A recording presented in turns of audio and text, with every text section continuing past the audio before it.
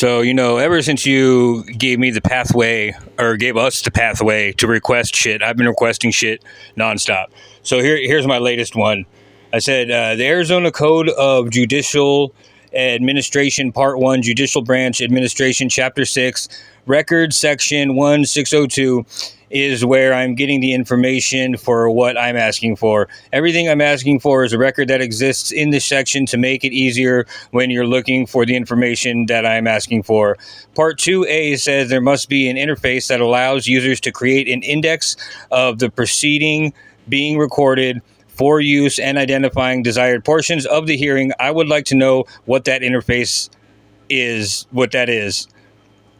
Now, the section that says operational requirements, it says the court must obtain a minimum 1-year warranty of all recording systems and related equipment as part of the installation services. I would like to see that 1-year warranty on all recording systems.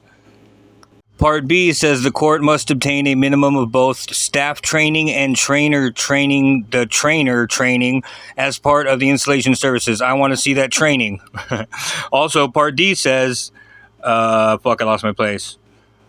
Says courts must assign one or more staff members to act as point of contact for operational repair issues. I want to know who those staff members are. Also, in all circumstances, this is the part for official versus unofficial recordings. In all circumstances, when a court-employed or court-contracted certified reporter records proceedings in Superior Court, the court-employed or court-contracted certified reporter records as the official record. I want to know, give me a list of the names of the court-contracted certified reporter in Superior Court and the court-employed certified reporter's names as well.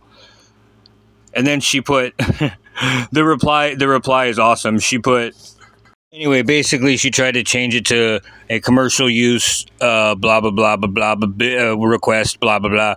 And so I put, your request is asking, I put, why would you recategorize my request? Is that normal practice of the counties? Do you often change the words people use to the ones you think they are? Yeah, I kind of stole that from Lawrence Accountability. Do you often? I love it. Anyhow, they actually gave me the list of court reporters, so here they go. And then the system that they use is called FTR, for the record. And oh my God, just how we thought that, Judge Ball constantly interrupting and saying, oh, we're recording, you got to speak one at a time. That is absolute horseshit.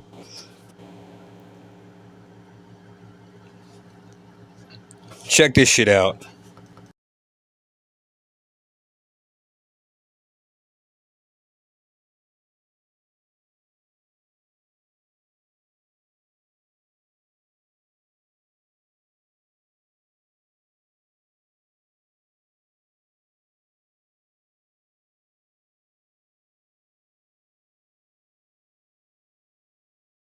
Speech to text will perfectly pick up balls over guitar sound coming from a reverbed out amp from feet. Anyway, it's ridiculous to think that the speech to text and multi-track recording is not a part of the court. Then why do you swear an oath to uphold it by being a police officer? Let's be logical here. Now, here's the actual FTR program they use, the updated version of the owner talking about it. Center for Legal and Court Technology in Williamsburg, Virginia. Today I'm going to talk to you about FTR Realtime, what it is, who can use it, what are the things you can do with FTR Realtime.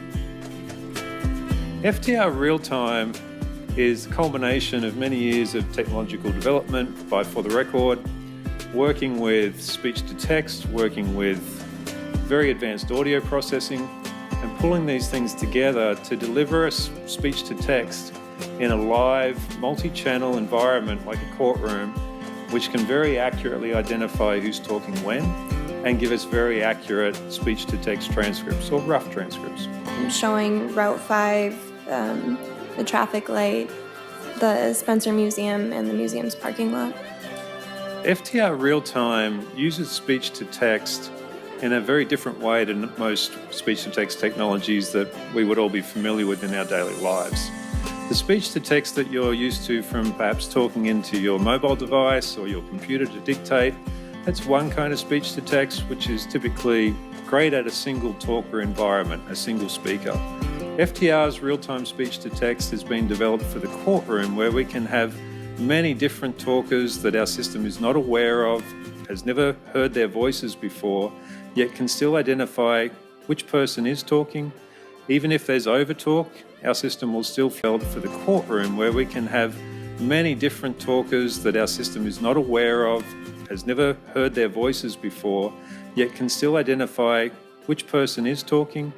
Even if there's overtalk, our system will still flawlessly pick up each individual talker and pick up the speech-to-text. Is it a true and accurate depiction of the bat that you pulled from the back seat of your car? Yes. Has it been changed or altered in any way? No. The defense would like to enter Defense Exhibit 1 into evidence. Is there an objection? Yes, Your Honor. The objection is to lack of foundation. Some of the key features of FTR Real-Time enable us to see individual talkers in the courtroom, enable us to see the last 5 to 6 lines of text continuously. We can also scroll back over a long court hearing. We can go back to previous days. We can search on the transcript, and we also link the audio with the transcript. So if we're not in the courtroom and we want to play portions, we just simply click on the words and play the audio. If we are in the courtroom, we can also click on words and play back into the courtroom automatically. And what happened when you first saw Miss Simmons? I was driving and she cut me off with her car, where I had to brake abruptly and switch lanes. And then I was next to her at the stoplight. FTR Real-Time can be used by judiciary and other court users to find different portions of testimony. If they want to check something, if they want to check the context of an objection that was just raised right there in the courtroom, they can very quickly scroll through the text and see the question that was asked. And they can check things in chambers. They can go back and listen to parts of testimony, parts of expert testimony that they want to review before coming back onto the bench.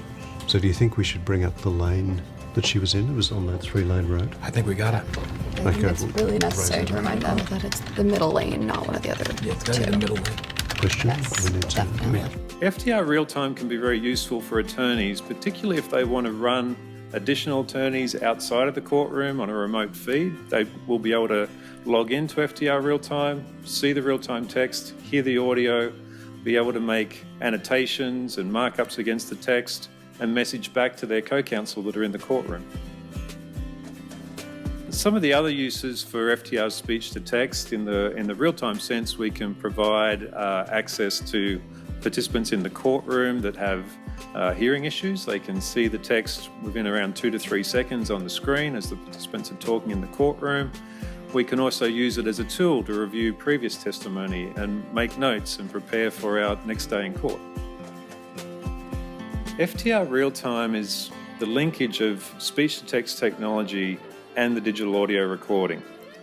Because we link the two together, literally by phonetic, by syllable, our accuracy can be as much as 100% if you're listening to the audio to check the words produced through speech-to-text. The speech-to-text output by itself without the audio can be as high as 94%, and the speaker attribution is very close to 100% accurate. But all of these together create very close to a perfectly accurate court record. FTR has been developing digital recording products for courts for nearly 30 years. And FTR Real-Time and FTR Speech-to-Text products have been built for the court environment. Good morning. Is counsel ready to proceed? Yes, Your Honor. Yes, Your Honor. Let's start with openings. Okay. We've certainly learnt from Google, Microsoft, IBM Watson, Amazon Transcribe. There's a lot of major products out there for speech-to-text. But FTR has taken its 30 years of experience in the courts to really tailor that for the court environment. Accuracy is the most important thing in the court record. Now, speech-to-text won't get us all the way, but with a great quality audio recording and our algorithms for identifying who's talking when, we can get very, very close to the perfect court record.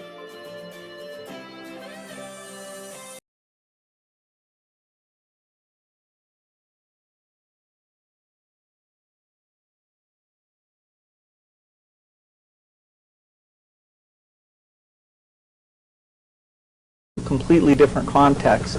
Well, sir, when you say a completely different context, let's be clear about what we're talking about. The completely different context that you're talking about is the difference between investing in the Apple relationship and doing a deal with Apple? Is that what you're saying? No, we have goals for our general dealing with Apple, which came to a deal.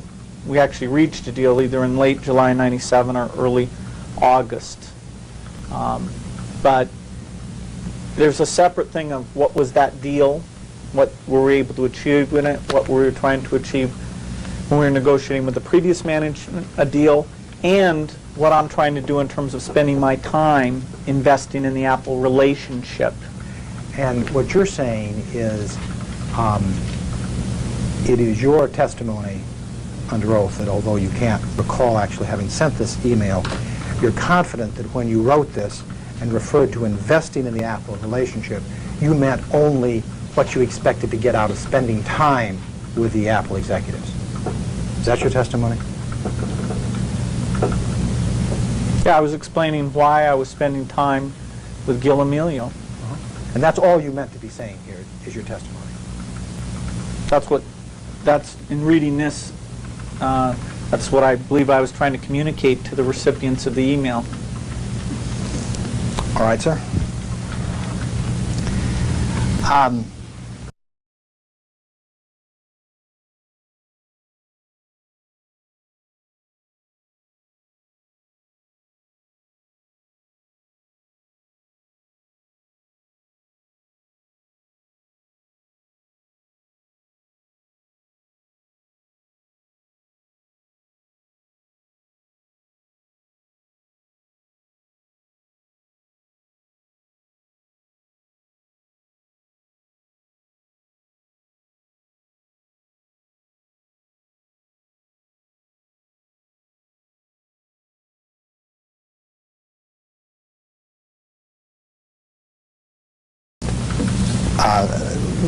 Let's be clear about what we're talking about. The completely different context that you're talking about is the difference between investing in the Apple relationship and doing a deal with Apple? Is that what you're saying? No, we have goals for our general dealing with Apple, which came to a deal. We actually reached a deal either in late July 97 or early August. But there's a separate thing of what was that deal, what were we able to achieve in it, what we were trying to achieve when we were negotiating with the previous management a deal, and what I'm trying to do in terms of spending my time investing in the Apple relationship. And what you're saying is it is your testimony under oath that although you can't recall actually having sent this email, you're confident that when you wrote this and referred to investing in the Apple relationship, you meant only what you expected to get out of spending time with the Apple executives. Is that your testimony? Yeah, I was explaining why I was spending time with Gil Amelio. And that's all you meant to be saying here is your testimony. That's in reading this, that's what I believe I was trying to communicate to the recipients of the email.